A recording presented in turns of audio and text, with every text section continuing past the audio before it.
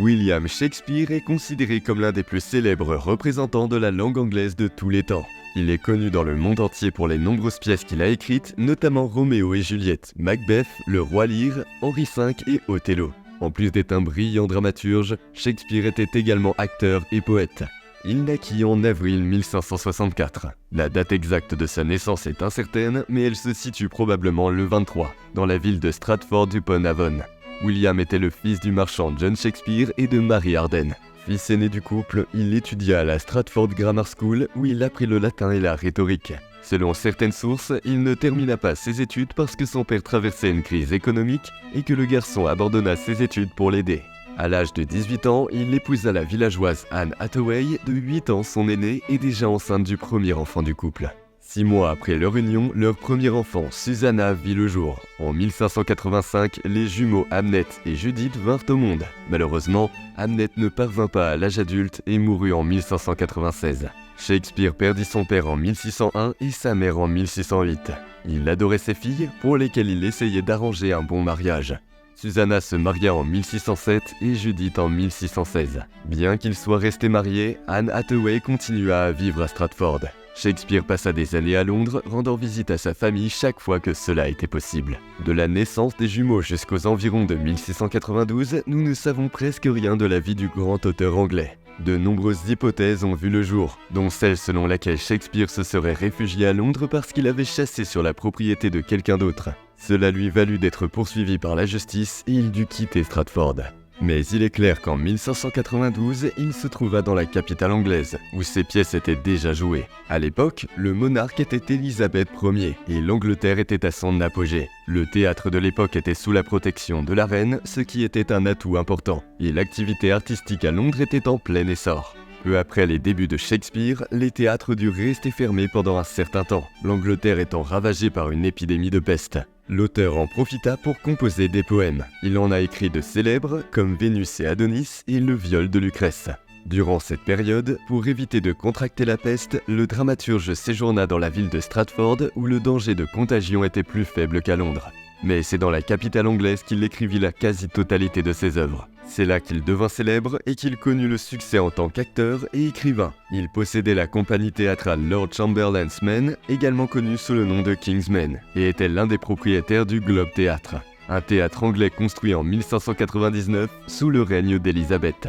En 1613, un terrible incendie se déclara au cours d'une représentation et le théâtre fut détruit. Il fut reconstruit quelque temps plus tard, mais finit par fermer ses portes.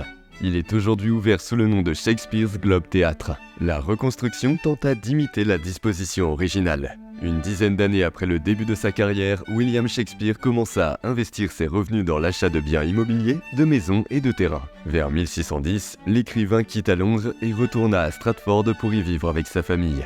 Il passa ses journées à écrire et à se reposer, mais sa vie familiale était une source d'inquiétude. En effet, le mari de sa fille cadette Judith mit enceinte une jeune fille de la région, qui mourut pendant l'accouchement. Cette situation embarrassa Shakespeare, qui désapprouva le comportement de son gendre, d'autant plus qu'il était offensant pour sa fille bien-aimée. Un matin, le dramaturge se réveilla fiévreux. La veille, il avait fréquenté une taverne avec des amis et avait peut-être trop bu.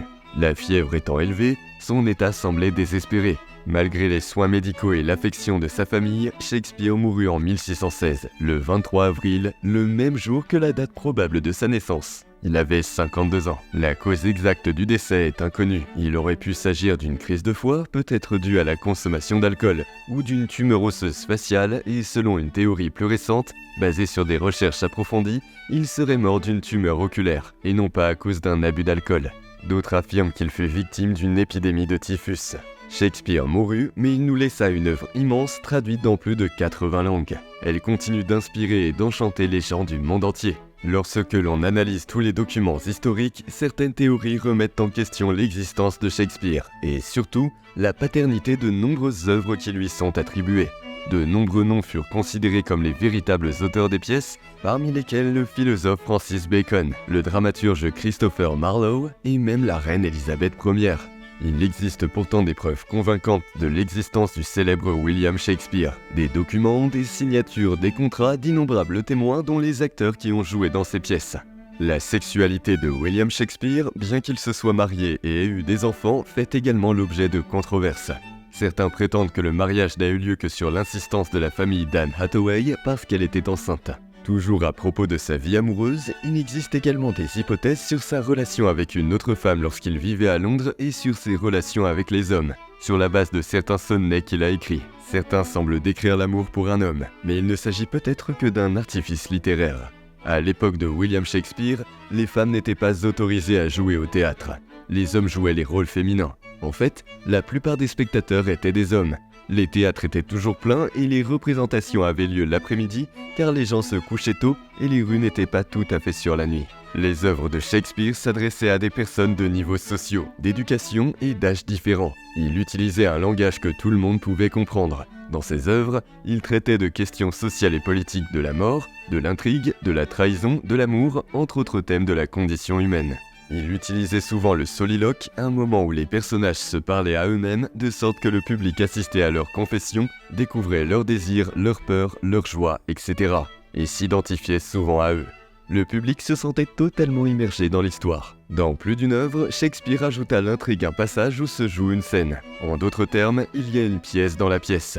C'est le cas par exemple dans Le Songe d'une nuit d'été et dans Hamlet. Shakespeare réalisa des œuvres dans différents genres, s'adaptant parfaitement aux exigences de chacun d'entre eux. Sa dramaturgie se divise en comédie, tragédie et tragicomédie ou romance. Dans certaines de ses œuvres, Shakespeare mêla des éléments de différents genres. Dans un récit de lui, il n'était pas rare de trouver un moment intense mêlé à de l'humour par exemple. William Shakespeare mérite également d'être reconnu pour sa contribution à la langue anglaise, puisqu'il créa des mots et des expressions qui sont encore utilisés dans la langue d'aujourd'hui. Citons par exemple manager et fashionable. Shakespeare fit entrer environ 2000 mots dans le vocabulaire anglais, bien que certains d'entre eux soient encore utilisés aujourd'hui avec un sens différent. En plus d'être un excellent dramaturge, William Shakespeare se révéla également être un excellent poète. Il composa 2 poèmes considérés comme érotiques, Vénus et Adonis de 1593 et Le viol de Lucrèce de 1594. Il composa également 154 sonnets tout au long de sa vie, publiés en 1609, sur l'amour, la mort, la vie et bien d'autres thèmes. En 1623, il publia le First Folio, un recueil des pièces de William Shakespeare. Environ 240 exemplaires du premier folio existent encore. Les œuvres de Shakespeare continuent d'être largement connues, tant le génie de l'auteur était grand. Certaines d'entre elles ont fini par devenir extrêmement célèbres. Roméo et Juliette est l'une des pièces les plus jouées au monde. Elle raconte l'amour intense entre 2 adolescents, Juliette Capulet et Roméo Montecchio, et comment l'inimitié entre leurs 2 familles a conduit à la fin tragique du couple.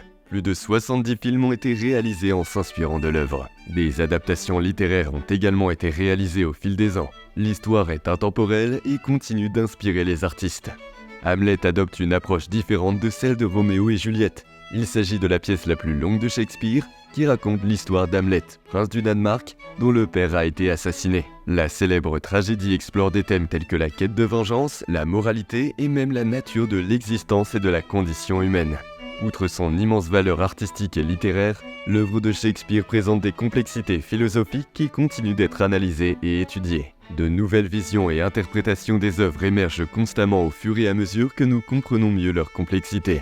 Shakespeare était un auteur complexe dont les œuvres importantes ont diverti et critiqué la société dans laquelle il vivait. Sa description de l'attitude des personnages dans ses scénarios témoigne d'une compréhension aiguë de la nature humaine et d'un talent rare pour transformer même nos défauts en poésie et en art.